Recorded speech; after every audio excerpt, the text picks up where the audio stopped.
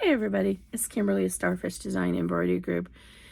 Disregard the work in progress of my studio behind us, but I wanted to just touch base because I don't get on video very often anymore. But anyway, today we're going to be showing you how to make the Zippy Baglet. This is another of my series of mini bags, but this one was one I chose to make a little bit fewer, larger sizes with. But it's really cute. It started because I had one of the other baglets and that had the top zipper, and a subscriber slash member of my group asked if they could get one that had the front zipper because for able-bodied people, we don't think about sometimes challenges that people with disabilities have. And here I am, calling myself able-bodied. I'm no longer able-bodied. I've joined the ranks of the disabled, and even though mine's not significant, it's enough to pick up on so many societal challenges, like people blocking handicap parking or ramps and stuff like that. I have to use a walker rollator because I can only walk a few minutes at a time. And man, it's just, my eyes are so wide open. So if you're out and about and you see somebody who's violating that, or you're somewhere in the sidewalk ramp to a store is covered with snow and ice, or somebody plowed in all the disability spots, that happened to me last week. Take my son to a party at one of those jump places. Every single one of the parking spots for the disabled they had pushed all the snow into the disabled parking lot spots instead of going the opposite direction. So I couldn't park at any of them. And thankfully I didn't have to get out of the car because there were no close spots at all. So I had to kind of go back and park farther back. Had I had to get out of the car and walk, that would have been very troublesome for me. Anyway, so be a good citizen and help out the disabled. So anyway, this lady, because of her abilities, she needed something that she could hold on here to open the zipper. So that's how this started. I apologize, I don't remember her name, but she might comment below if she saw it. So I went ahead, and I don't do a lot of the front zippers because frankly I don't prefer them as much, but they are a lot easier to do on most machines because you don't have to worry about hitting the zipper pulls and stuff up here when you're doing these seams. Now you all, if you've been following me for a while, you know I do things in my designs that prevents that from happening. But anyway, so and you're going to try and ask me what sizes these all are, and I actually don't remember. So this was the first one I started with. I think this is the 5x4. It's so cute. Now it looks a little deflated because I've actually been using this. It's a great size to put credit cards in, a little bit of cash in, your AirPods, whatever you want. I added this little pom-pom. It's so cute, just for decoration. So I think I have 7 sizes altogether. But I think it's either 5x4 or 6x5, one of those two. So it's one of those sizes. I don't have all the samples here. I've stitched them all out. I'm missing one somewhere. I don't know where it's at. So, but anyway, so cute. And then today, this is the one that you're going to see in the video. And I got this fabric from Spoonflower. It's so cute. I love colored pencils. And I'll put a link down below. She has it in this smaller print and then also in a bigger print. I found the bigger one first. Okay, so that's that one. And then this is one I just made just now. Oh, it's so cute. I can't stand it. Look at how cute that is. Oh my gosh. I just can't stand how cute it is.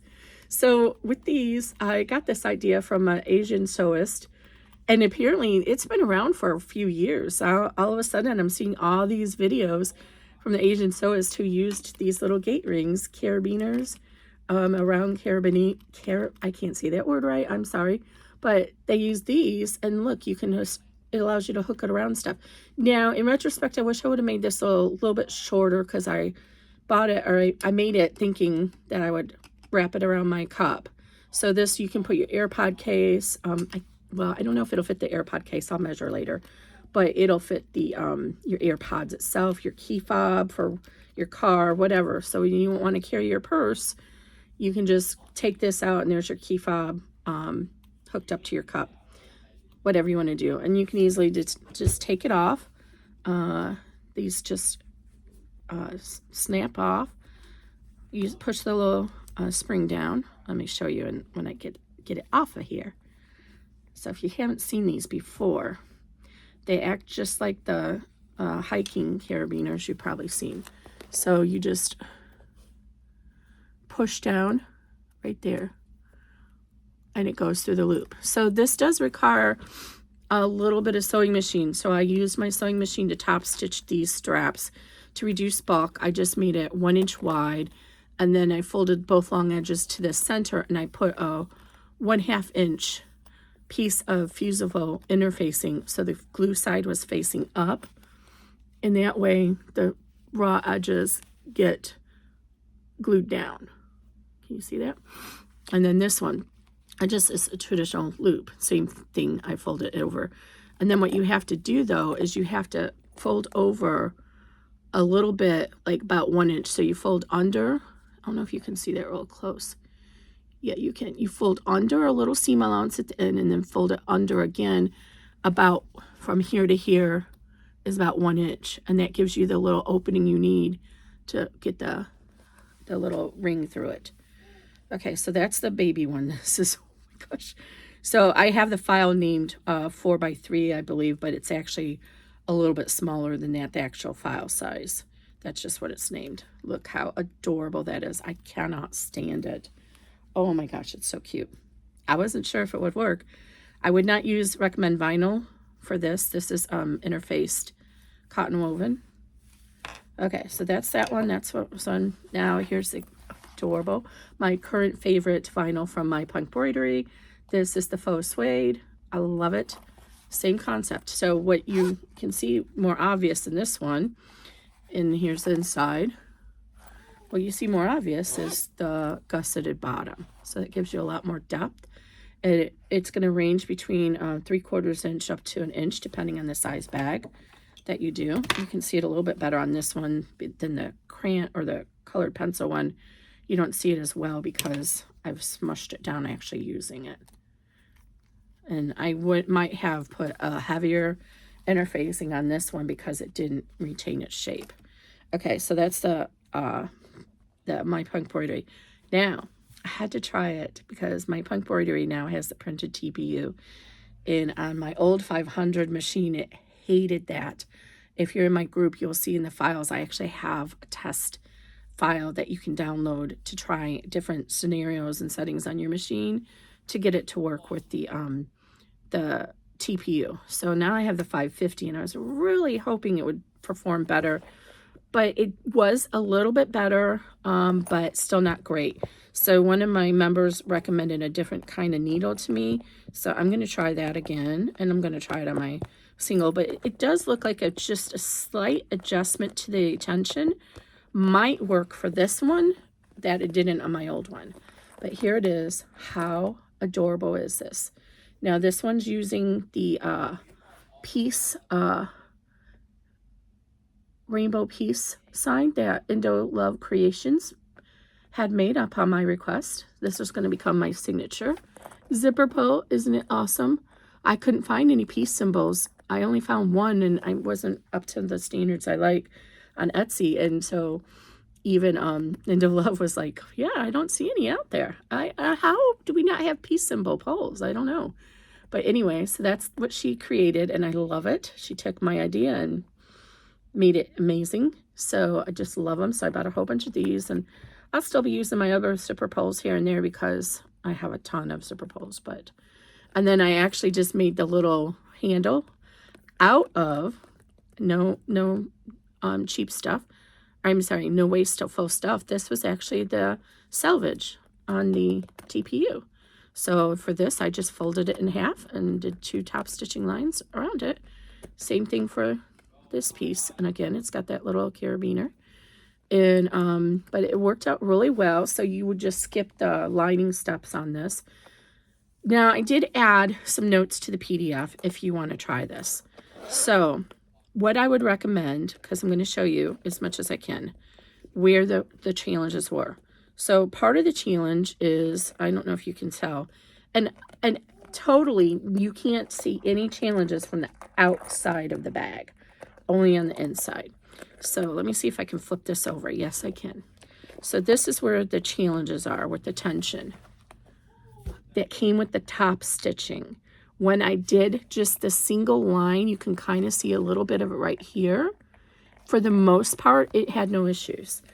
But the top stitching, same here. The top stitching is where the challenges are at.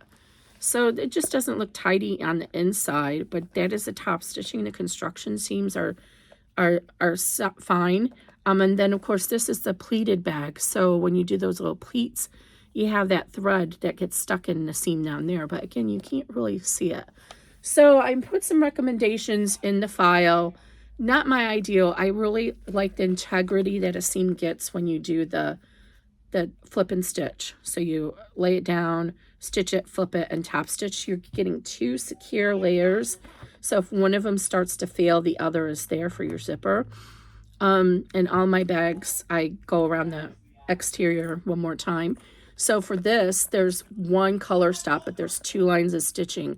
So if you don't want to get that messiness in the seam up there, which is actually not that bad, but it's not that bad, except like right there. But you could just do 1 of them, but you will have to manually watch when your machine finishes.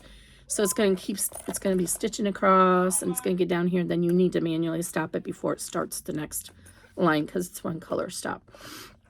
But yeah, so this is the 8x6, and I just saw I have a little thread here I didn't trim.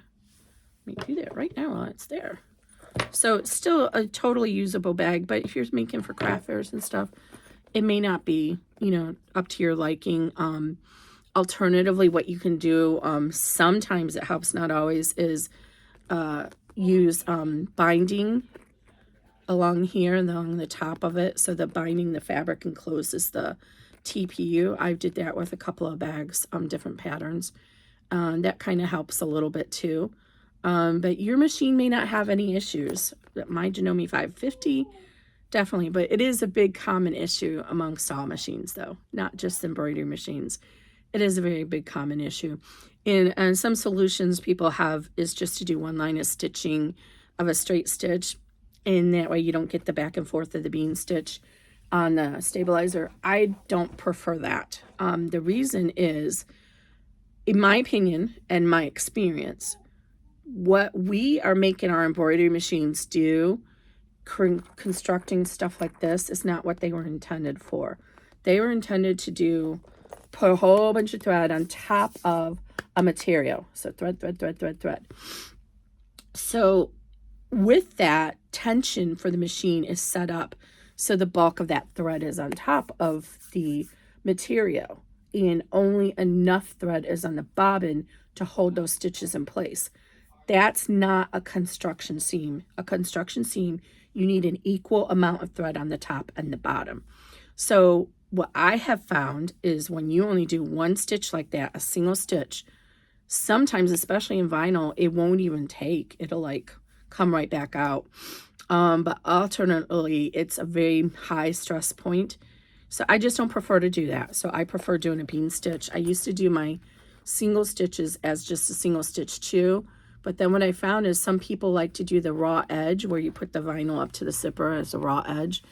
And they would stitch that out, and it wasn't a bean stitch. So then they would also run the top stitch, and it just didn't look right. So now there are 2 different sizes. I'm usually doing a construction seam or stitch length of 3.0 and a top stitch of 3.5 to 4.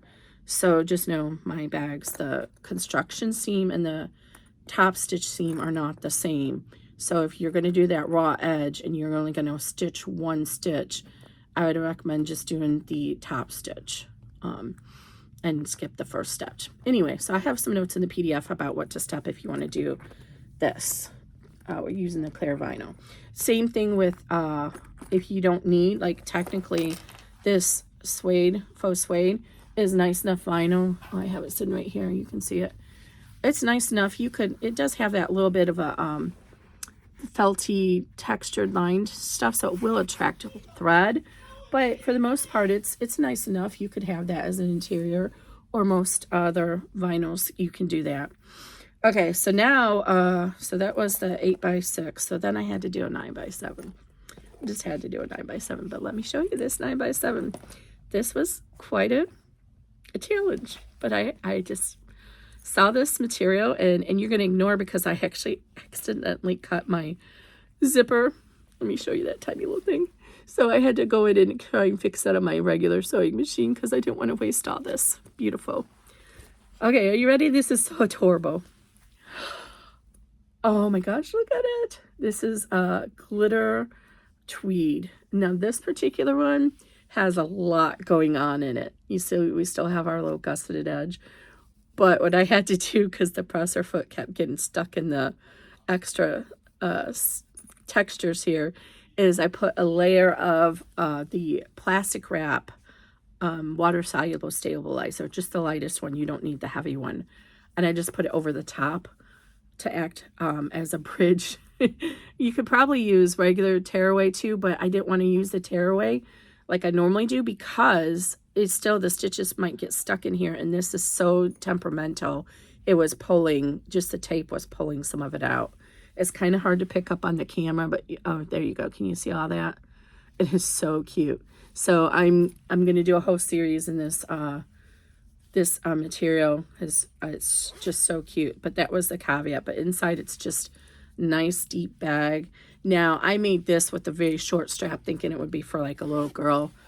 Probably going to give it to my friend's daughter so she could probably carry it on her, you know, her shoulder because she's a little girl, not a big woman like me. But you would want to make your strap, this is like a handbag strap, you'd want your strap to be long enough for whomever you're giving it to. And if you really tried hard, you could actually even make an adjustable strap still using this technique with the gate rings or carabiner rings. Just love those. This is not my favorite way to do a bag.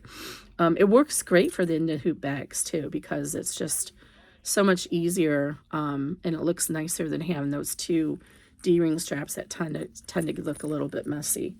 Okay, so that's it for the bag. So go ahead and watch the video that I'm going to be showing you. I don't remember if I did an intro in this video or not, but we'll find out. You might have double duty here. Again, this is called the Ziggy, Z-I-G-G-Y Baglet.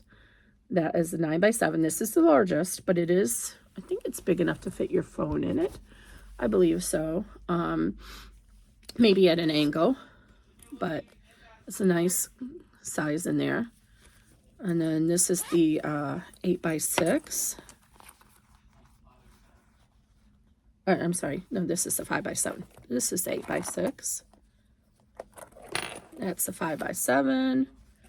This is the, I think it's not 5x4. It's got to be, I don't even remember which the one this was. I'll look at my notes and see if I kept track of it. It was the first one I tried.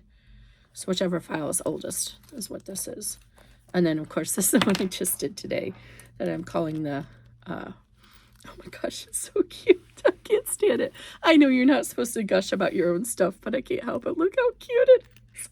Oh my gosh, I'm so happy it worked out. But yeah, so anyway, so this is the, what I'm calling the 4x3, but it's a little bit smaller than that. And I don't know if we could go any smaller than this, to be honest. Don't tempt me to try, because you're going to run into an issue where it's going to be too small to even get your finger in there. But it worked, so I'm pleased. I was able to turn it, no problem. There's enough of a lining in it.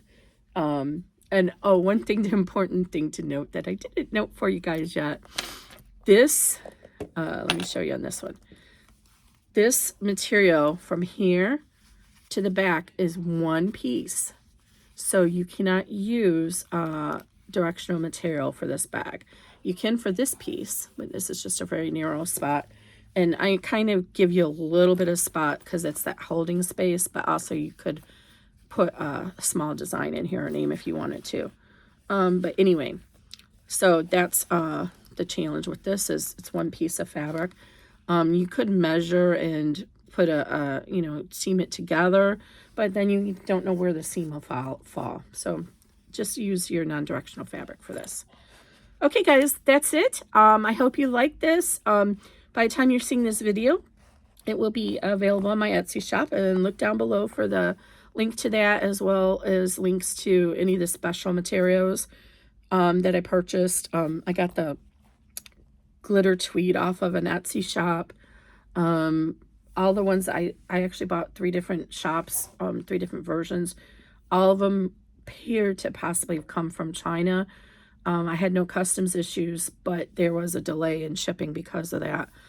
This is from my stash, so you'll not have a link to this because I've had this for years. This is my punk embroidery. This is my punk embroidery. And this is spoon flower. Don't let the prices scare you. It's a little pricey, but it's really nice material. This is the linen cotton canvas. Okay, guys. Yeah, I'm so excited about this bag. And I hope you guys all like it as well. Nice little sizes. And, you know, these little ones can hook onto your backpack or your water bottle or your purse and hang it up. And I don't know where I put them. There is a size in between these two.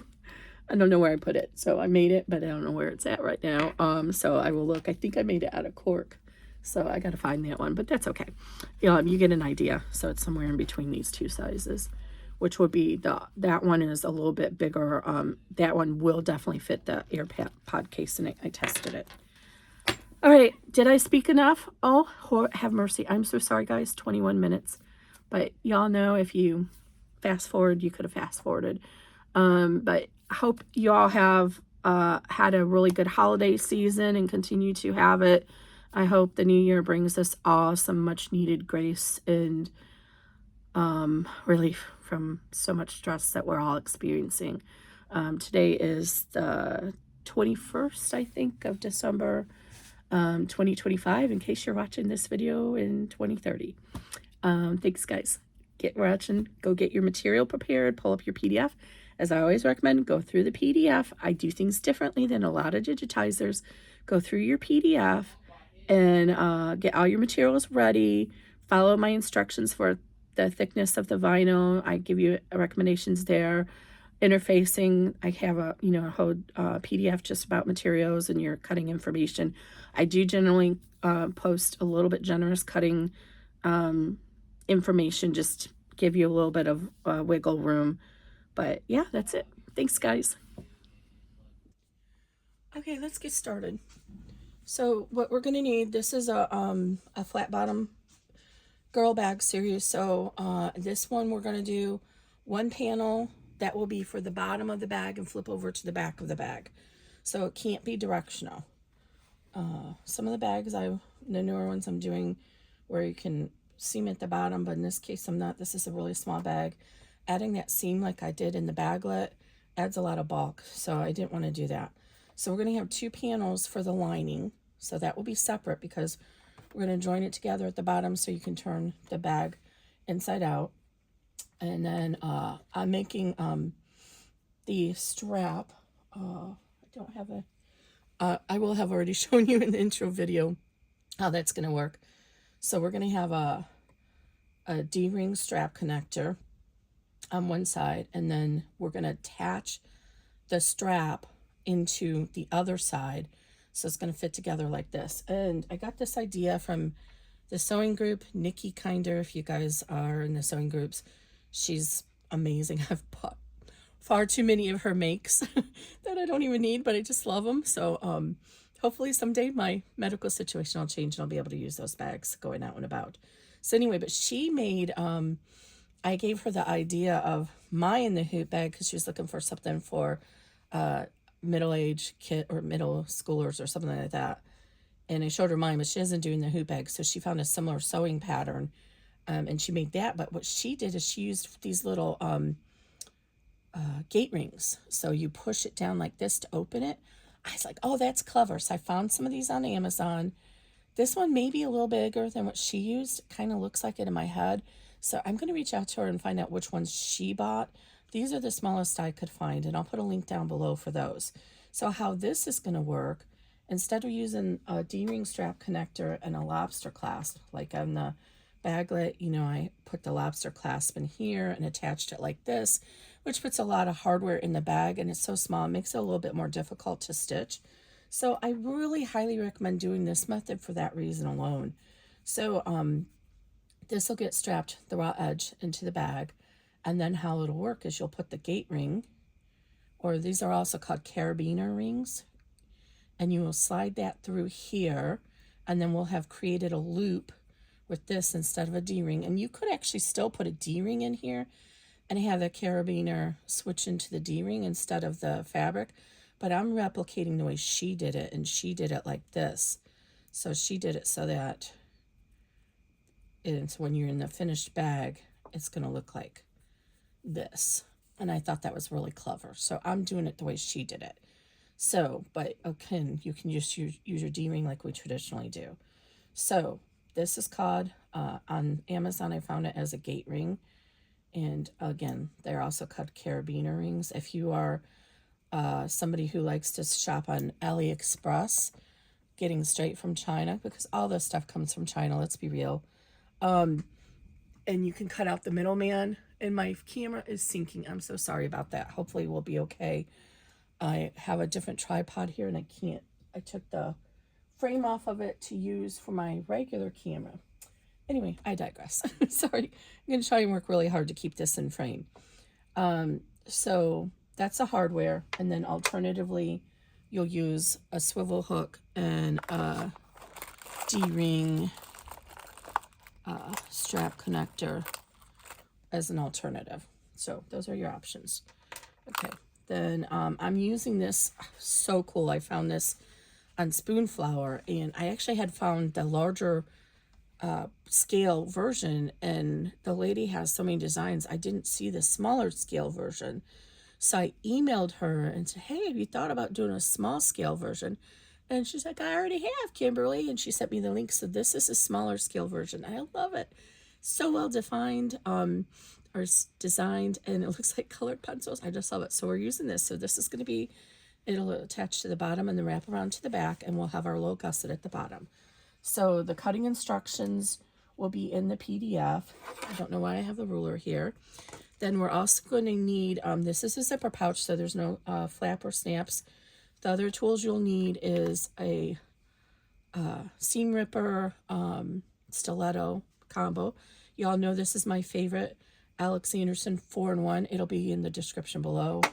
You might need, if you're using vinyl, these little, this one is not labeled, but I'm 90% sure it was clover or some Dritz or something like that. I got it on, you know, the big Zon. So this is helpful when you have vinyl to roll the seam at the top. You'll need clips and then glue. I don't have my glue in here. I'll have to grab the glue. Oh, here it is. You'll need this to close the opening at the end. You know, that's my favorite method. You can also hand stitch it closed if you prefer, or use double stick permanent, not wash away, permanent double stick tape. That's my least favorite method, although I might try that today because I have this version, where'd it go, that I got from Luke's, and I actually used that for my strap, and it's pretty sticky, so I might try that because it's not going to get pulled all the way out.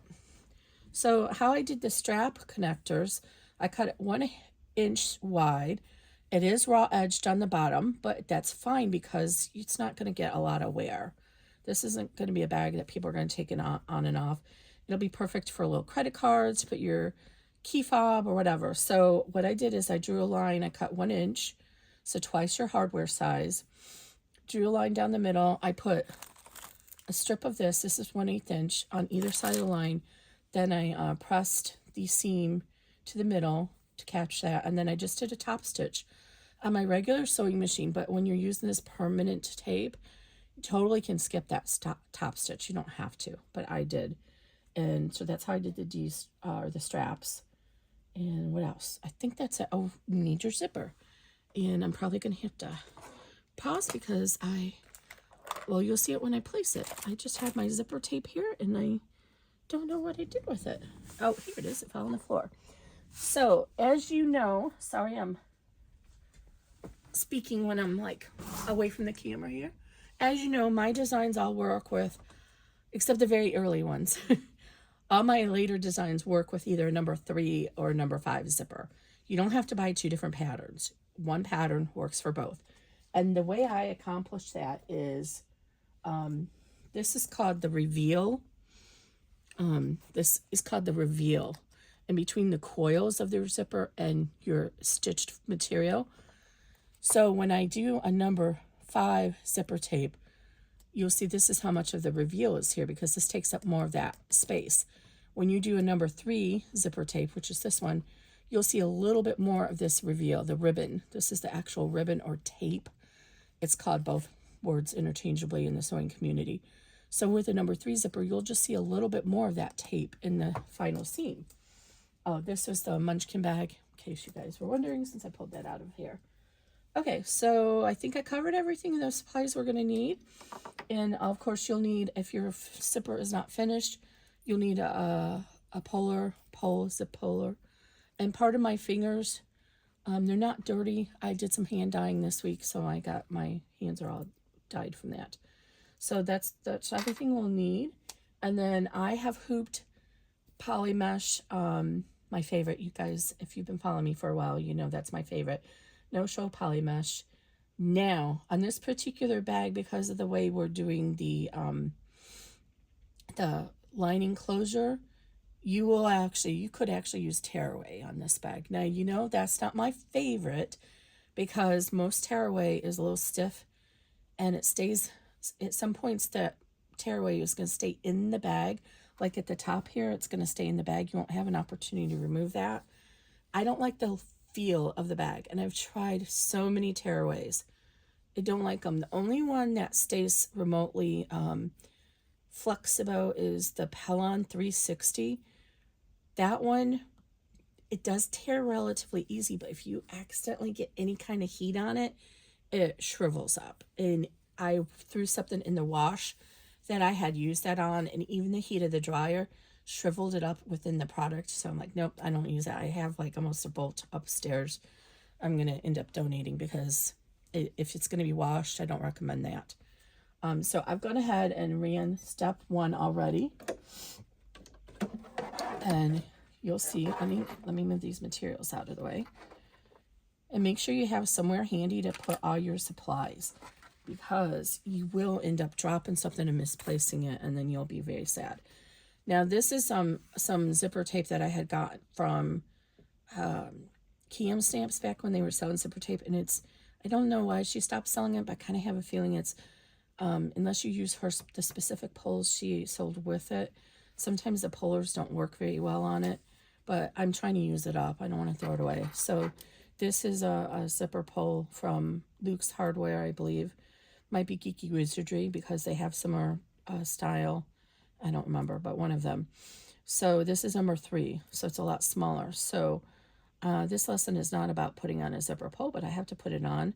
So let me get the zipper pull on. And this one's just a little bit harder to zip and pull is the only problem. But again, I want to use up this. And most of my bags just go in a bin and get stored for someday. I'll figure out a best place to donate them. Now these little ones, I'm actually going to be donating most of them to the care closet at my son's middle school. How? He's made it 3 years. This is his 3rd year there. And I didn't know they had a care closet. So if you follow me on Facebook, my group, Starfish Design Embroidery Group, I actually just had a flash sale last week. And the proceeds were used to purchase goods to donate to the care closet. So this is my last step. I've been making a ton of scrunchies. No, I can't do a scrunchie in the hoop. The seams are like 20 inches. So no, can't do it there. But and I'm not going to do a tutorial on it because there are literally 100 tutorials on YouTube. I do the burrito method. So if you want to make some scrunchies, you can search on YouTube and find the burrito method. And if you do a sewing bag, I just saw this idea yesterday. They use a scrunchie for the handle. It was so adorable. I thought about it, but it would create way too much bulk under the hoop. So no, we're not going to do that, but it was really, really cute. Okay, so I got my zipper pull on, and I don't know if you can even hear the drag. They're just a little bit harder to open, so that's why I haven't really been a preference to this. So we're going to, are we still in camera view?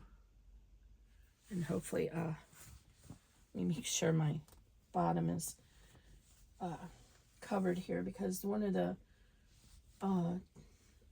benefits slash challenges of my situation. If you haven't followed me for a long time, I had a medical emergency almost 2 years ago, and I almost died. And as a result of that, I can only sit for an hour at a time and blah, blah, blah. Anyway, no big deal. But so I kind of go around in my big t-shirts all the time. So hopefully you don't see my legs.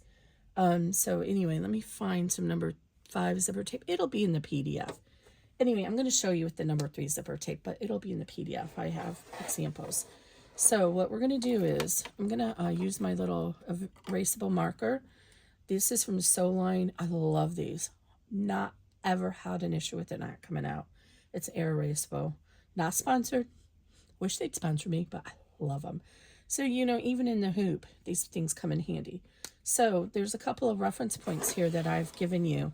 And you can just use a ruler if you want, or you can just eyeball it. But I put these little tick marks here so you can have a reference to line up your fabric. Sometimes it's helpful, especially in this case where the top is more narrow than the bottom.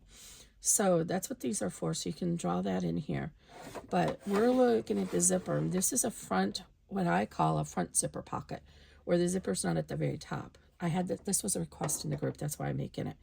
So if you look at this, these two lines, and then I'm going to, so the X's, the center, the O's here. So when you're using a number 5 zipper tape, you're going to use the line in the middle, the X. If you're using a number 3, you're going to use the 2 O's on the outside. So number 3 zipper tape is 1 inch wide, usually. That may vary. I've had some that were like 0.90 inch. But in general, they're 1 inch wide. So with those, a number 3 zipper tape, and the 3 refers to how wide the teeth are, 3 millimeters. Number 3, you can just center right in between those 2 lines, just like that. Number 5 zipper tape is usually 1.25 inches wide. And so you can kind of eyeball it with just those 2 lines. It's not enough for me, because if you get it a little bit skewed one way, then your zipper teeth are not going to be even, and it may not look good, and also could affect the actual usage of the puller. So what I do is, if you look at the back of your zipper tape, and some are harder to see on camera than others, but in person you can always see it, there's a little line, virtual line, that is created from the negative space of opening the zipper. You're going to center that line over the center line. So what you do, I always anchor it on the right hand side. I always design my bag so the zipper puller opens from the left. And this bag, you could actually reverse it if you prefer. No problem with that, but this is how I do it. So you're going to go ahead and anchor it. So I fold up the tape so I can see it, and then you want to overlap about 1/2 inch into the seam allowance. And you just want that negative line to line up with that middle line. And so then you want to just, I'm going to get it a little bit closer and tape it down and anchor it. And actually, I'm showing you how to do this. This is if you're using the number 5 zipper tape. You're going to space it over there and you're going to anchor it. But it should still work. Unless I got my stitches off by 1 millimeter or something, it doesn't matter. It should still, when you're doing a number 3, if you use that center line, it should still fit in between these 2 lines. Now, you might ask yourself, Kimberly, if we can always center our zipper over the middle line, why do we need 3 lines? It's just a Kimberly thing. I tried one time doing just 1 line, and my brain just really had a hard time processing that when I did this next step. So I'm going to flip the hoop around, and I'm using transport tape. This is 1/2 inch by 3M. I love this stuff. I learned about this from the queen of embroidery, Reen Wilkinson. I always get her last name wrong, but she's from Embroidery Garden. Oh my gosh, she's just amazing. And she's very kind, and she shares her information even with other digitizers, so it's great. Anyway, I learned this from her. I was using painter's tape before, which worked great, but this is a lot cheaper, and it comes off, and you can reuse it several times. So anyway, so we're going to go ahead now, and we're going to roll or lay the zipper tape down following this center line, and as we go, and I'm going to put a piece of tape every couple of inches, and really like This is a small bag, so every ½ inch or so. So let me pull the zipper puller a little bit farther, because this, you're going to have your zipper tape is going to be cut, whatever the cutting instructions say in the PDF. As of this recording, I don't know how many sizes I'm going to do. I think probably 3 sizes. I'll probably do a full 5x7. And then this is the 5x4, and I'll probably do like a 4x4-ish as well, which will not hold credit cards, but it'll hold your key fob or whatever. And this should hold an AirPod case as well. I'll probably stage the pictures with an AirPod case. So then I tape it down in there. And let me trim off this extra. I really need to get some special scissors just to use for scissors instead of using my expensive ties. Okay, so then I'd like to, you can see if I don't tape this down and I just let gravity do it, it's pulling towards here, and you can kind of see a tiny little gap in between this. So that's why I tape it down. I don't let gravity do anything.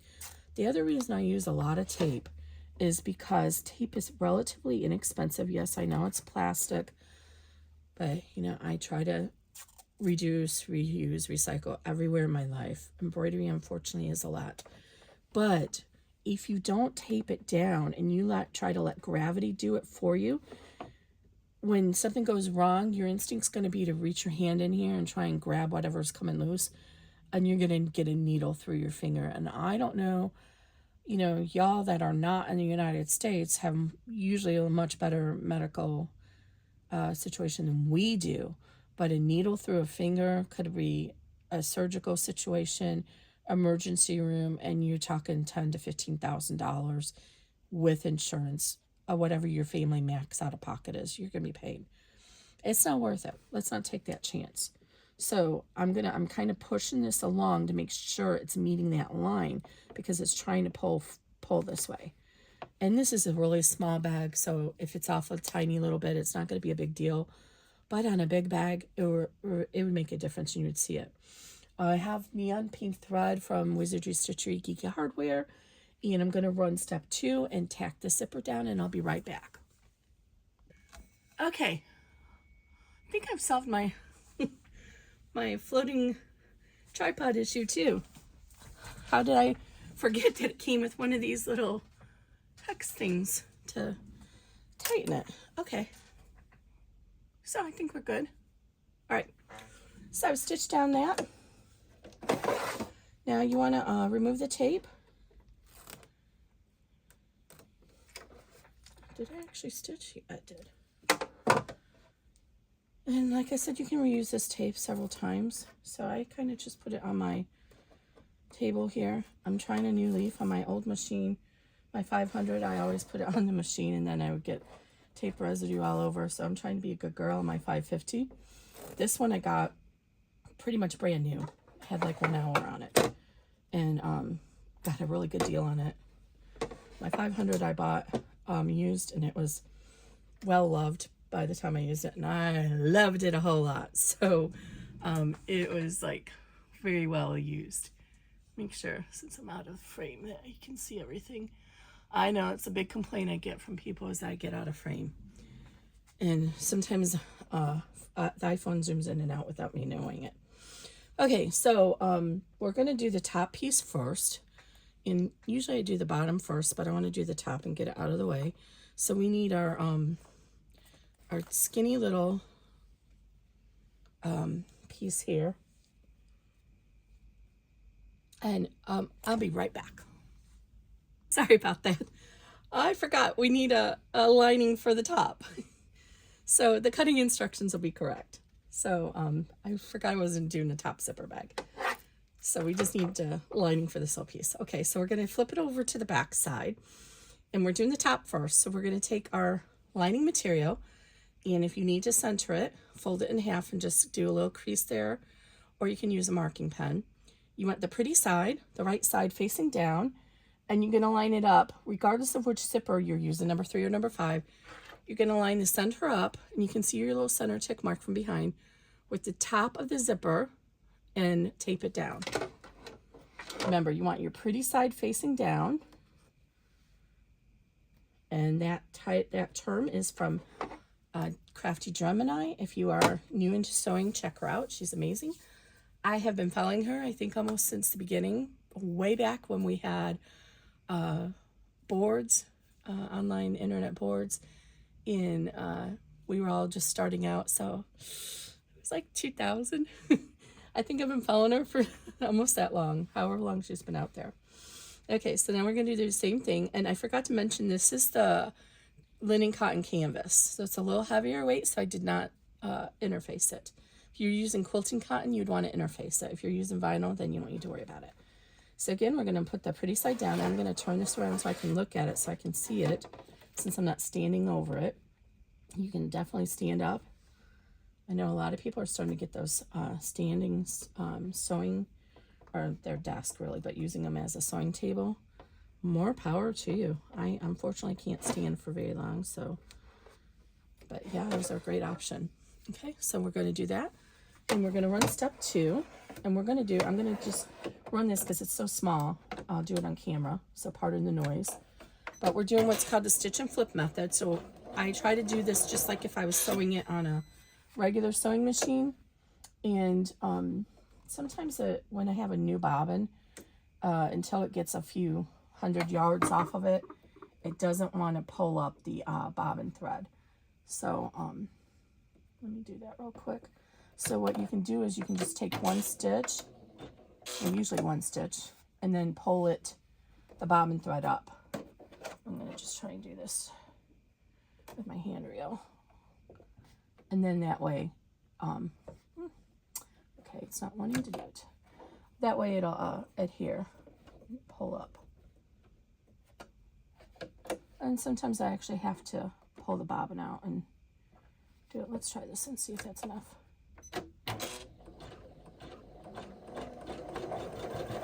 Yeah, check that time. Okay, so the stitch and flip method, we're going to stitch it, then we're going to flip it open, press the seam, and then top stitch it. And why am I getting looping? Okay, I don't know why it's looping. Okay. Anyway, so here's the back. So we're going to remove that tape. Always trim your threads as you go along. And then we're going to fold this up, and we're on the back, so we want to do everything gently. Gently finger crease your zipper. I mean your seam. And then tape it back down. Remember, tape, tape, tape. Okay. Now on the front, this is where when you're against a firm surface, you can use a little bit more firmness in your pressing. And this is where using that little roller comes in handy. So I'm going to do this first. And then this is cotton canvas. I can probably use my fingernail, but I just want to show you to demonstrate in case you're using vinyl. Or you don't have a fingernail. So you just kind of take this along and just kind of roll it. And it'll help set that seam for you. Okay. And then we're going to tape it again, because if you don't, it might come loose while you're stitching. And then you'll get an uneven stitch here. And then we're going to run the top stitch, which is step 4.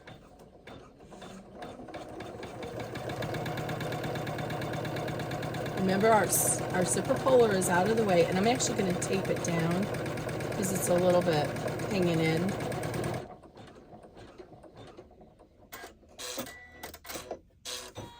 Okay, so there's where we're at now. Oh, it did not pick up the bobbin thread over here. Uh-oh. Something happened there. Okay, I'm going to get prepared to do the second piece, and I'll be right back. Okay, sorry about that. I'm not sure what happened, but I just went back.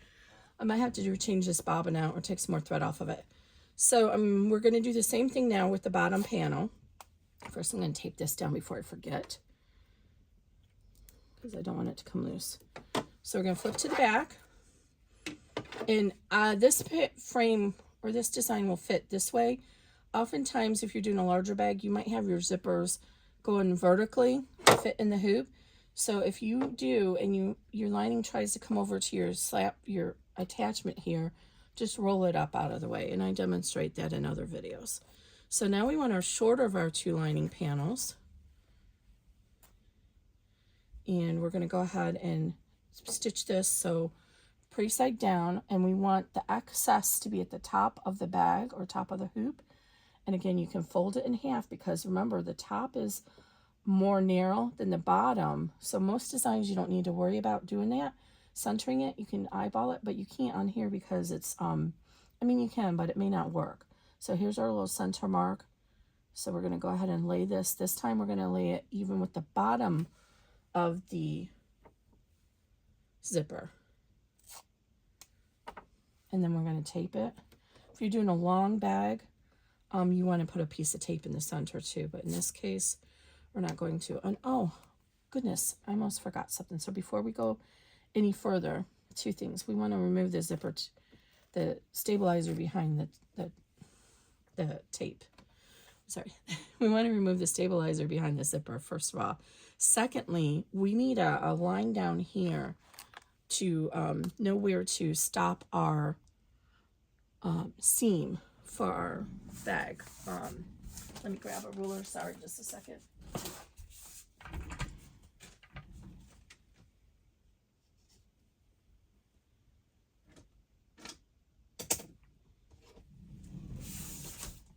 So I don't have a line here stitched because some of the file sizes might take up the whole hoop stitch area. So just take your ruler, or you can even eyeball it. It doesn't have to be exact. Basically, you want a 1/2 inch underneath that placement line for our seam allowance. Okay, so draw that line in. Now for removing the zipper tape, oh, I keep saying zipper tape, the stabilizer, I like to use my seam ripper, and what I like to do is I like to get it pulled in underneath the stabilizer so I can see the blade. And I'll see if I can get up close enough. I'm not sure if you'll be able to see that. Let me add this light here to get some more light in here. But I like to make sure I can see the blade underneath the stabilizer. That way I know I'm not cutting into the fabric or the zipper tape. And the tension of between the hoop and the stitched path here will allow you to just kind of glide this along, and it's going to pull that stabilizer right out of that seam. And you won't see the stabilizer. So I love doing it this way. Now you can actually, I have a lady who used to test for me, and she would actually cut out the extra stabilizer after the tack down. I've tried doing it that way, and it's just not my favorite method. I find it's a little bit harder to keep the tension at that stage. But if that works for you, then go ahead and do it that way too. So what we're going to do is we're trimming. So I cut the sides, and then we want to cut underneath our tack down line, not the placement line. And this is going to be easier. Now you can wait and do this at the end of the bag. Totally fine. As long as you use this seam ripper like I show you, in gentle strokes or really tiny scissors, not big ones like this. You can just wait and do it at the end of the bag, or if you're using tearaway. Whatever is more comfortable for you. Okay, so now back to our scheduled programming. Okay, so now we've removed that. We've drawn our line, and we're going to lay our pretty side down, centered over that line. And the tape is coming bad, so let's get rid of her. And then tape it down. And then you might want to put a little piece of tape up here at the top, but I usually just use my hand and hold it while I flip it over, and then make sure I can see it through the stabilizer. Now you want your long panel, and just like before, we're going to go ahead and fold it. And I just realized this is going to be crooked. I trimmed it with this seam ripper, but it doesn't look like it's even. Oh, this is the selvage edge. I don't want the colored pencils to be crooked. I didn't even notice that on the top one. It should be the most even at the selvage edge. So hold on, I'm just trimming a little bit of white space. So fold this in half like that. Mark your center point. Now face down, pretty side down, centered with that center point. Oh, got an ad in here. Get out of here, Nat. And then again, we're going to tape it down. So it should be at the bottom of your zipper, regardless if you're using number 3 or number 5. I've covered that seam allowance. If you're using a number 3 zipper, you're going to have a 1/4 inch seam allowance. If you're using number 5, you're going to have a 3/8 inch seam allowance. Okay, so that's there. Make sure your lining hasn't come undone. And now I'm going to run step 5 and I'll be right back. Okay, so now I'm going to turn around to the back, remove the tape, and gently finger press the seam as we fold it down. Okay, now on the back, we drew that line to make it easier to close our opening later on. We're going to leave an opening here to turn the bag. Go ahead and fold up the seam so it meets that line there. And then you can trim off the rest of this, and that way you'll know that's your seam allowance. You don't have to trim it off now, but I'm going to, because when we do the second panel, it makes it easier to see. So we're going to do the same thing there. Okay, so go ahead and replace your tape down here.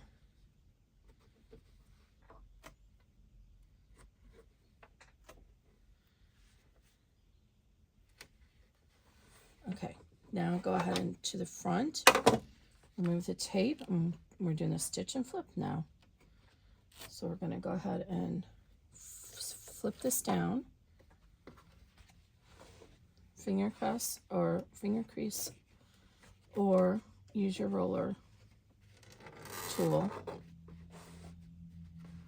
And make sure you are pulling it really well, tautly. If you don't, and I've had people do this, and they end up, if they don't pull it or fold it down tautly, they end up going like this. And then when it top stitches, this is pushed up there. So you need to make sure it's tautly pressed down across the whole seam. Okay, now I'm going to run the top stitch, which is number 6, and I'll be right back. Okay, so here's where we're at now. Now I'm going to flip this up. And you can use a pin or something to hold it up out of here, out of the way if you need to. Then we're going to turn to the back of the hoop. And now this is where that, since we trimmed this, this is where it comes in handy. So we're going to take our second lining panel and we're going to line it up with that trimmed mark, or that 1/2 inch mark. This gives us a 1/2 inch seam allowance, because when we go to turn the bag, it's just easier if you have a 1/2 inch seam allowance to get a clean turn in there. And I'm going to go ahead and tape this down up here so it doesn't come loose. Now we're going to do a partial seam. So it's going to start, let's flip it over so you're looking at the right side. It's going to start here. It's going to do a seam like that far, and then it's going to come over here and do a seam that far and leave an opening to turn the bag. So make sure this is stayed out of the way. And I'll just go ahead and leave that camera rolling so you can see this.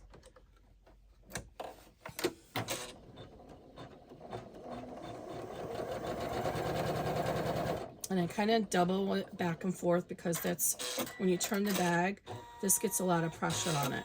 And where it just did that, you do need to be mindful when your machine is moving back and forth, because it could have hit this block and got stuck. So know how your machine is going to handle that situation.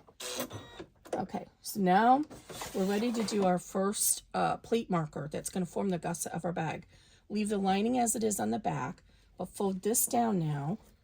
Fold this back down, and you can go ahead and tape it again to make sure it stays in place.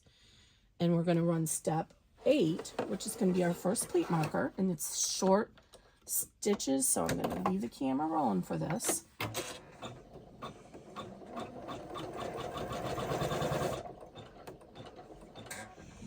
I'm just going to come over to the other side and do it again. Again, always be mindful of where your machine is moving, because on the Janomes, the presser foot does not raise up in between stitches, like on a 6 needle or multi-needle or some of the other machines out there. they do. The presser foot will raise up to this height while it's moving between stitches, so it won't get stuck on anything. The Janome does not do that. Okay. Sorry, I got myself confused because it's been a while since I did one where I seamed it on the bottom, so we leave the back as is for right now. And we're going to fold up the bottom because we already have that seam that formed the first area, the first limiter for the folding process, so we didn't need to do that again.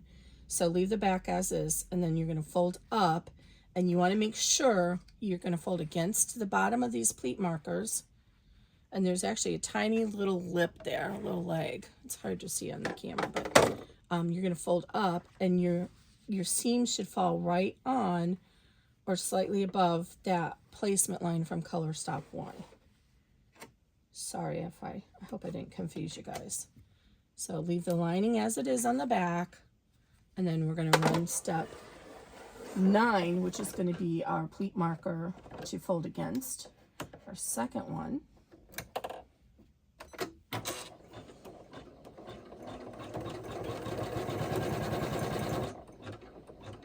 And when it comes around, make sure it doesn't roll off here and get stuck on that little lip.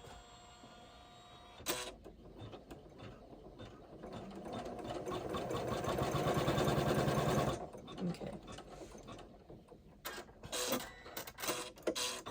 So now you're going to see that there's a tiny little stitch that forms a little arm or leg right here that helps fold against it. So now we're going to go to the back and fold the lining down.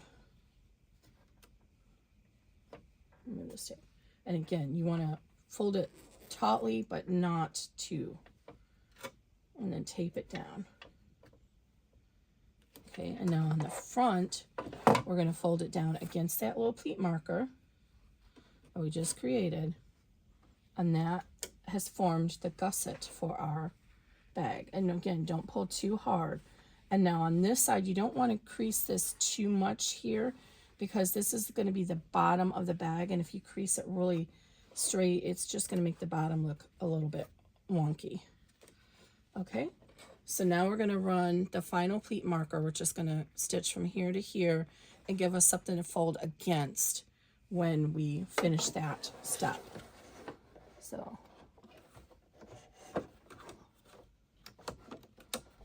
so this is step 10, and this is where you do need to be careful because now you have a little pocket right here.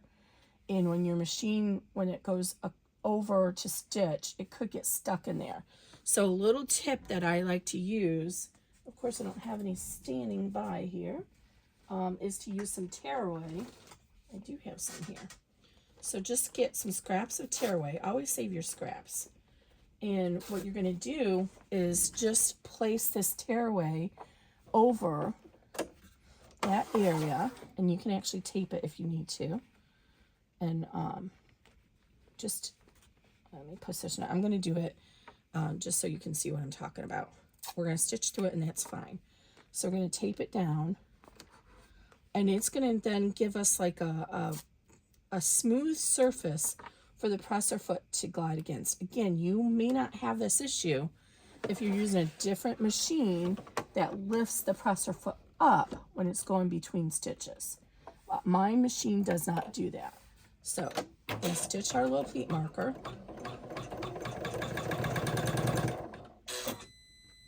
Oh, what happened?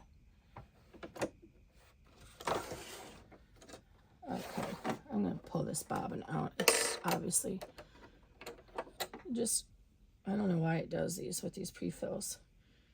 But I need to find a different brand, but these came with my 350 when I bought my 350 a long time ago.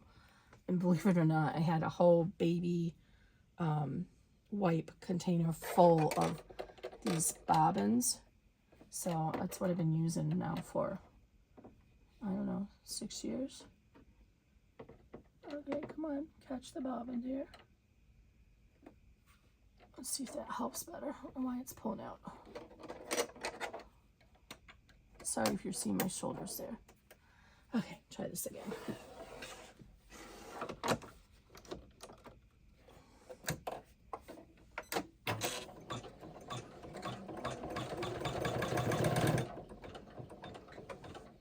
Okay, it's going to glide over here. And see how it does that? It would have got stuck on that little pocket if I hadn't put that tearaway in there. And you can also, instead of doing the tearaway, I could have used my stiletto and held it down. Never use your fingers. Oh, it's going to create a little travel stitch here. Oh, I need to move that. So we're not going to do the travel stitch, but it's just to help bring it up here, and it'll run a little stitches here. We're going to skip that though. We don't need to use that. Okay, so now leave the back alone. Carefully tear away your tearaway. That was hold that in place. Trim these little strips. Don't get rid of your tearaway. You're going to need it again for the final seams. And so now you see we have a little placement that we can fold up against. Alternatively, you could also just fold it against this bottom placement line, but I find it creates a more secure pleat and a better looking bottom if I did this stitching. So now we're going to run step 11, which is going to give us our placement lines for the strap. If you're going to skip those, then you can skip 11 and 12. But I'm not. Obviously, I went through the hassle of showing you how to do it. And this is a little bit harder to show up on camera. So I'm going to use my marker and make it a little darker. So I place this to go up to 3/4 inch hardware, but you really can, the strap connector can be as wide as you want. So these are the little placements here and here, but it's kind of hard to see on here. So what I want you to do is I want you to line up. So I'm going to draw a line here so you can see it. I want you to line up your strap connectors with the innermost portion of this line, not on this side, not on lined up on this side, but line up with the innermost portion. Let me make that really dark. You see that? There and there. So take your little loop, and it doesn't matter which side you do it on. I'm just going to do mine on here. And we want to overlap this by about 1/2 inch. So I actually made mine. Let me trim this a little bit. I hadn't trimmed this to scale yet. So I can do, you just need enough for your presser foot to pass between the loops. But also remember we are going to put that carabiner in there. So I'm cutting mine at 2.5 inches, but normally I would do 3 inches. So you're going to go ahead and put your raw edges so it overlaps that placement by 1/2 inch, and so that it's lined up to the inside with that line we just drew. And then we're going to tape it down. We do a 1/2 inch overlock, and we don't want to trim this over because there's a lot of pressure that happens as you're carrying the bag and everything. And I can go a little bit higher because I know I'll have enough space in the seam to do that. You can't get quite as close as you can when you're doing a regular sewing machine, but my presser foot is really small, so you just need enough room for your presser foot to fit through the hardware and the final. But since we don't have the D-ring in here right now, we have a little bit more flexibility. Okay, now when you put this piece in, you're going to want it to be like this in the final bag. So make sure it's not twisted, right? So in order to achieve that, we need to have it lined up like this, so that it gets stitched down, and then on the final bag, it's going to be like this, so that the seam is underneath the bag. So right side facing down, 1/2 inch over the placement line and to the inside of where we just drew that line. So like this. And tape that down. And I'm going to tape it down in 2 places so it does not come loose.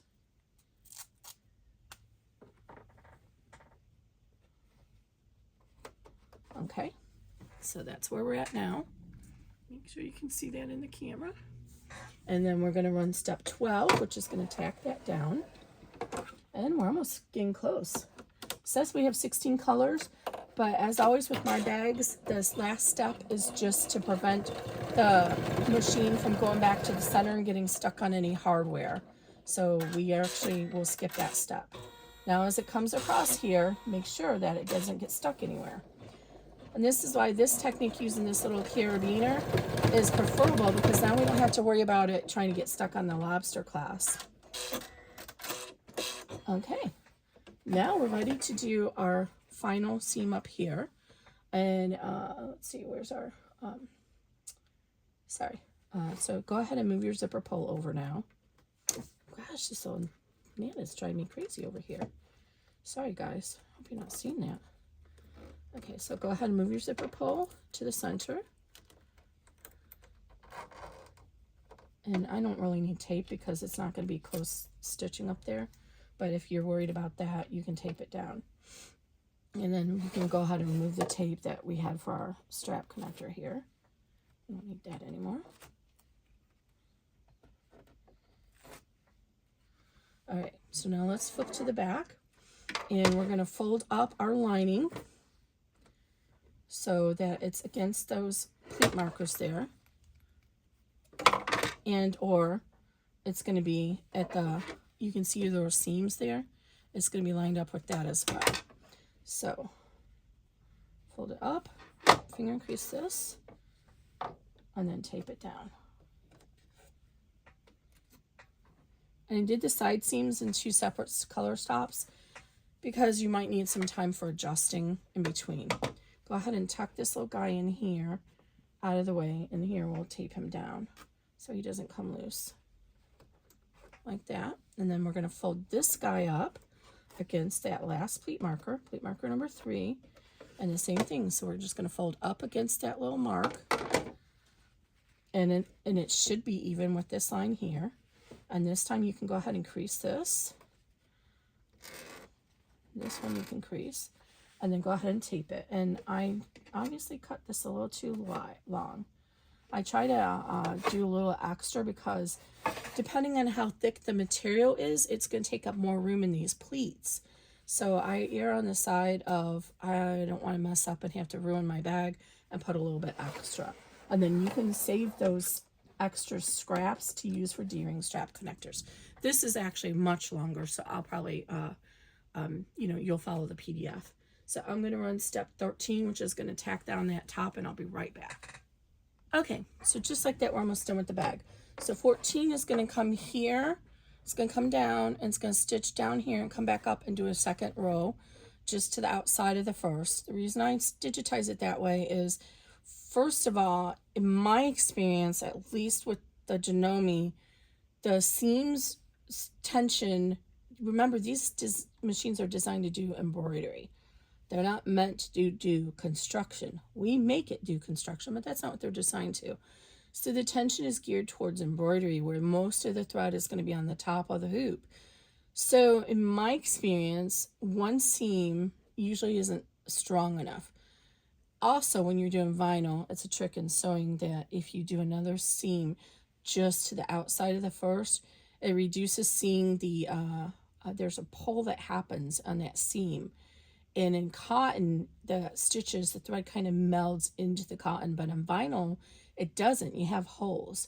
So if you do a secondary row of stitching, it kind of takes the tension off that seam, so you don't see the threads in the seam as much. So it's going to come down here. Color stop 14 is going to come down here. And this is where it gets a little tricky. Depending on how thick this is, it may come off the edge of the hoop, or it may just stay under here. My machine, as we've already proven, the presser foot doesn't lift up. So if it comes off here, it might get stuck coming back up here.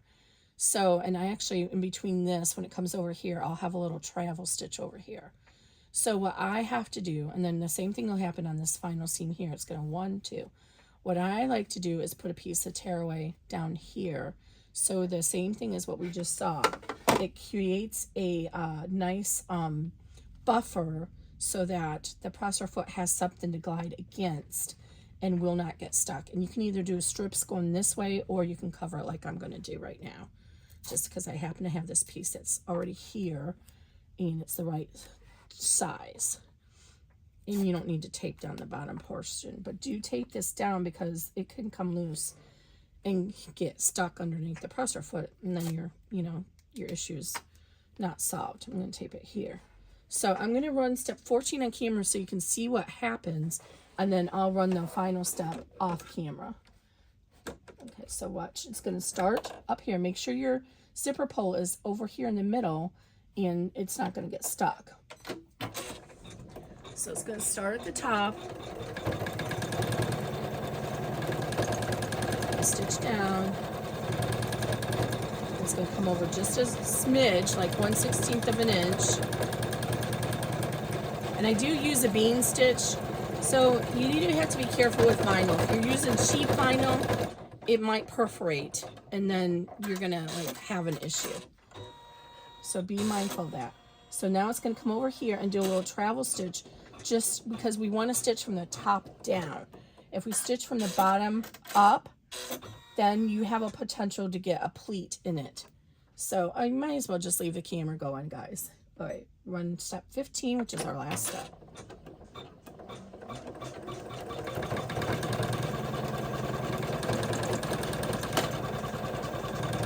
And I'm using a 9014 purple headed needle. I'm going to use up all my old needles, but the repair guy suggested that it's best to use the Janome needles. I haven't had a lot of issues, but I was getting some looping, so I changed the needle. But usually at this point, once you do the D-ring strap connectors, you need to move up to like a 9014, especially if you're using vinyl, because it needs extra pressure to get through all those layers.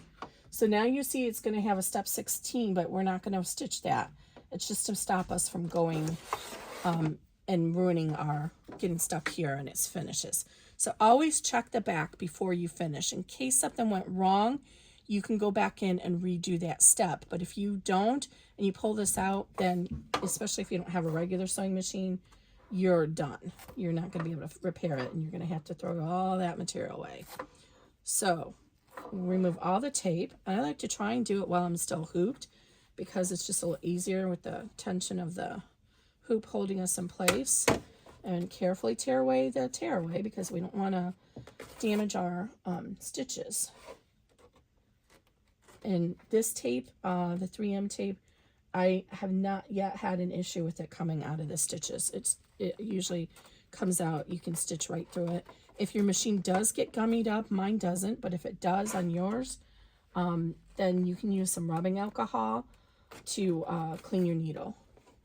Okay, so all that's done. Remove all the tape. And we have this nice large portion up here because I cut it too long, and I'm going to use these and cut this off real quick, just because this fabric was very expensive, and so we can use this. This is like a whole nother, this is like the top panel, so we can make a whole nother bag with this.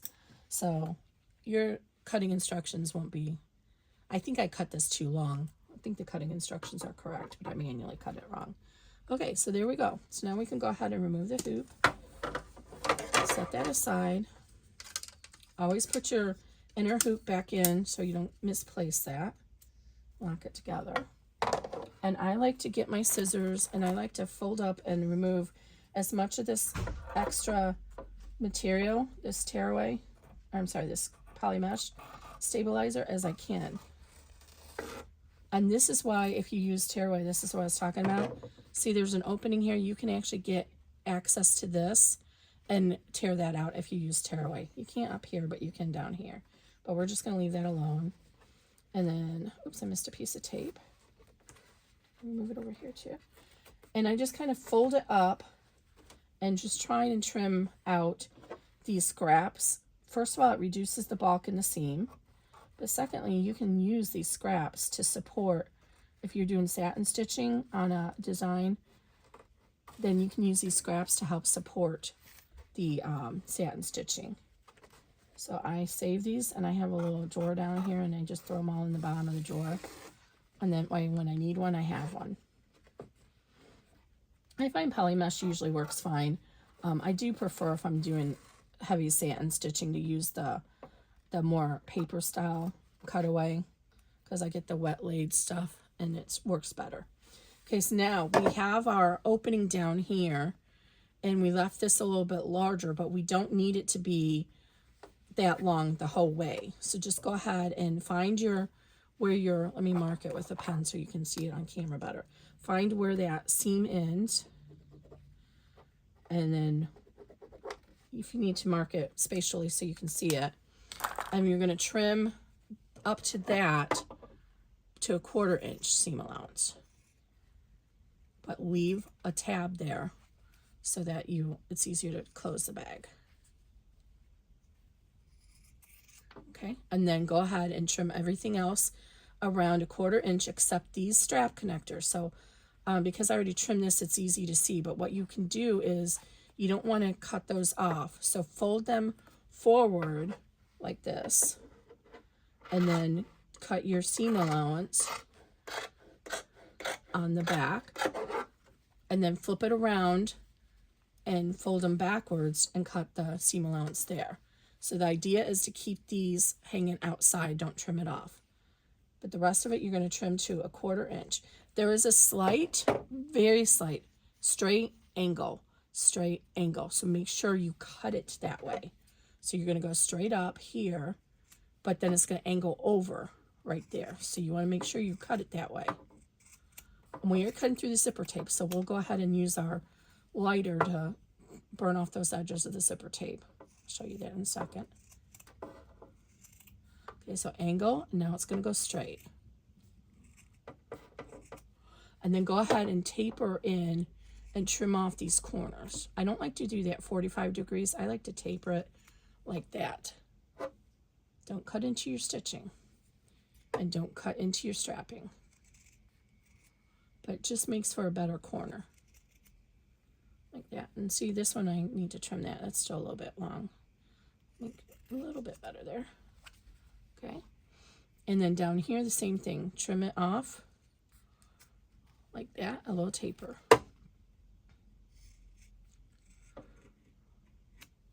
Okay. Now get your lighter and carefully, it only takes a second, fold down your fabric to get access to that zipper tape, and just carefully, don't burn yourself, run your lighter across it. It only takes a little wave to get to it. You don't have to do a long time. You don't have to hold the lighter there for a long time. But just carefully fold the fabric down with your fingers, and then just lightly rub it across. That's all you need. It's plenty. Okay. Now we're going to go ahead and get our glue ready and our clips ready. And we're going to turn the bag right side out. Okay. So reach in here between the opening, and I like to start at the top corner and just kind of push it down. And I left quite a nice size opening here on this size. So, and since it's not vinyl, it's a lot easier to turn. Okay. And then push everything out. It's easier to get all these corners pushed out in the lining side, and then when you do it to the right side, it makes it easier. And I have some loose threads there, so I'm going to get my little lighter and zap those now so that they don't show up in our bag final. You just need to tap it. It's polyester thread usually, or nylon, so it burns really easily and fast. Okay.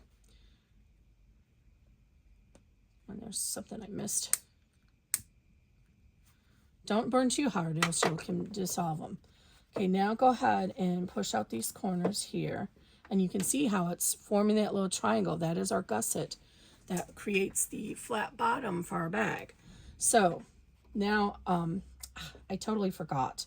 Sorry guys, I'll put it in the PDF, but you want to fold over your seam. So I'm gonna just kind of do it against the bottom here. Fold this over to mark the hem so that it's easier to put it together. So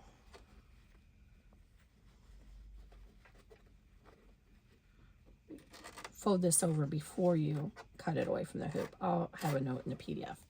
Okay, so now we have that things, or the hem marked 1/2 inch. Now fold it in Oh, we were going to try the tape this time, weren't we? Okay, we don't need the glue. I don't even think we need the clips, but we'll see. Okay, so make sure that that looks even all the way across. So you're going to have done it on a 1/2 inch on that seam, like that. And now we're going to do this side. Fold that side in on the crease. Okay, now we're going to take our tape and we're going to lay it alongside here. I'm going to push this corner out because I'm not to the end of the back stitching there. So I'll make sure on both sides I can see the end of my back stitching in that seam. And then let's cut this tape. It's a really strong tape. So one of the reasons why I don't like the tape is because I find it makes the seam really thick. But this seam is going to be inside. It's not on the exterior, which is oftentimes when we're doing a bag, it's usually the seam is seaming the exterior together too. So, but since this is only going to be on the actual lining, it's going to be fine. It doesn't matter if it's a little stiff. So I'm going to like kind of put this in the center. And I just think glue is easier. Already I can see this is not my favorite method here. Okay, so I'm going to go ahead and put it in the center and then roll it into the corners there. So, however works for you. I need to redo this. Okay, that's not working for me, so I'm going to push this down. I'm going to start on this side and then push against. Yeah, this is going to work better. Okay, so then roll it against that seam and press it in really good as you're going along.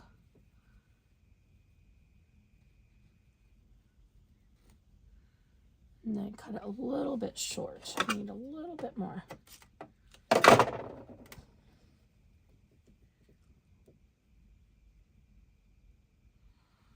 Okay, so there, I have it all in that seam now.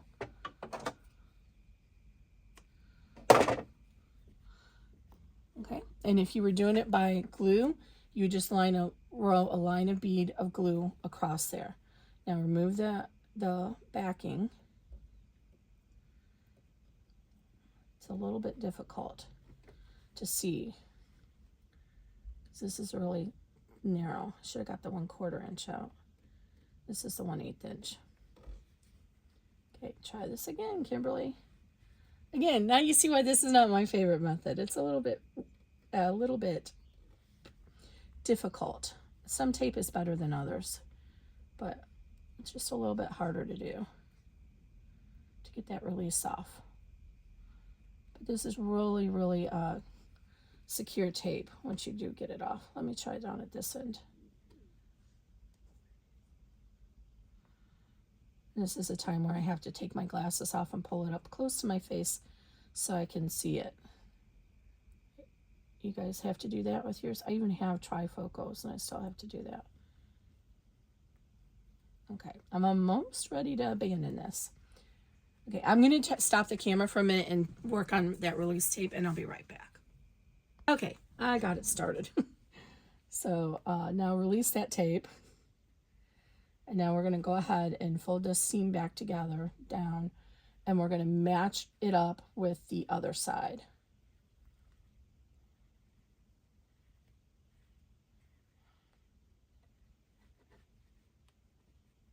Oh, this is really sticky, guys. Okay. So again, make sure you have your little 1/2 inch hem there. And then meet it into that. Definitely not my preference. But if it's yours, then this is how you're going to do it. And this is such a small seam, to be perfectly honest. In the time that's taken me to fuss with this, I could have had a needle and thread and did a ladder stitch and been done with it already. If you know how to hand sew. Certain things like a ladder stitch and invisible seam, learning how to hand sew those should be in almost anybody's repository. Because then you know how to hem a pair of pants and all that kind of stuff. And I already don't like it. It's like not staying It's creating a bulky edge there. Okay, this is good enough. It's going to be on the inside. Nobody's going to see it. Okay, so now go ahead and reach inside. And so we didn't need our clips since we used the glue, the tape. Reach inside and push your zipper pull all the way over and open it. Okay, now flip your bag. And if you're using glue, just give it about 35 seconds, 40 seconds to set up. Then you can turn it. Flip your bag to the right side. And now when we get to these corners here, this is where you want to make sure you push out, and you want to make sure that this little leg of your triangle is even on both sides. And it will be as soon as you have it all pushed out. You can feel a resistance in there from the stitching. And when you feel that resistance, that's when you know you stop. And you see how that is all even now. And then we're going to do the same thing on this side. Push out that little triangle on both sides. And see how this is kind of stuck in here, so you want to reach in there and push that material out with your finger. You can also use a pair of hemostats or whatever your favorite bag turning tool is. The key is you want to get the excess material pushed out there, and it should form a little triangle, just like that. And then what I like to do is I like to kind of do a light crease between from that corner of that triangle to this, and just kind of lightly crease it just to help form that bottom. And then it should be even across the top. Now come up here and push out the top corners. And again, so this is where using your little turning device is helpful. Get in there and push that corner out. You can also use a pin and pull it from the outside. But I love this tool. It works so well. And just keep working it until you get all the extra material pushed into the seam so you have a nice top like that. Okay. Now just fold your zipper closed. Remove this tape that was holding this. And now we'll put in our little carabiner, and it'll go through both of it. So go ahead and hook it through this. Okay, now we have it this way, and now go ahead and hook it through this loop. Where did it end at? Here it is. Hook it through here. And there you go. Finished bag. Isn't that adorable? And this should hold credit cards, I believe. Let's see.